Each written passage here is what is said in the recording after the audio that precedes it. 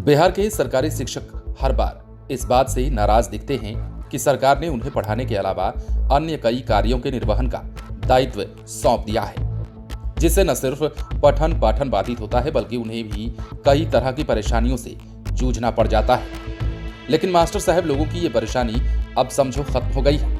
अब जो खबर हम आपको बताने जा रहे हैं उसे सुनकर राहत तो जरूर मिलेगी। तो खबर यह है कि अब बिहार के सरकारी शिक्षकों के जिम्मे सिर्फ 3 ही काम होंगे, बाकी किसी भी कार्य में उनकी भागीदारी अब नहीं होगी।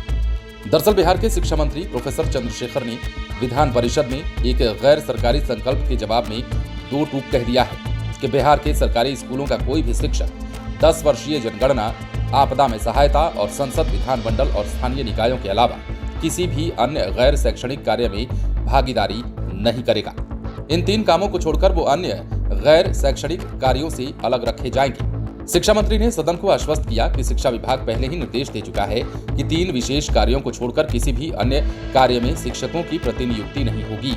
संबंधित गैर सरकारी संकल्प एमएलसी सजिदानंद राय को लेकर आए थे। उनके संकल्प के दौरान शिक्षा मंत्री ने आरएसएस प्रमुख के एक बयान का जिक्र करते हुए चुटकी ली। उन्होंने कहा कि आरएसएस प्रमुख ने हाल ही में कहा था कि शिक्षा और संपत्ति अहम पैदा करती है। दरअसल वित्त अनुदानित शिक्षण संस्थानों के बकाये और रोके गए वेतन अनुदान मामले पर वरिष्ठ विधान पार्षद डॉक्टर मदन मोहन झा और डॉक्टर संजीव कुमार सिंह सहित अन्य विधान पार्षदों के साथ शिक्षा मंत्री विमर्श करेंगे। सभापति के मार्गदर्शन के बाद शिक्षा मंत्री ने इस पर सहमति दी।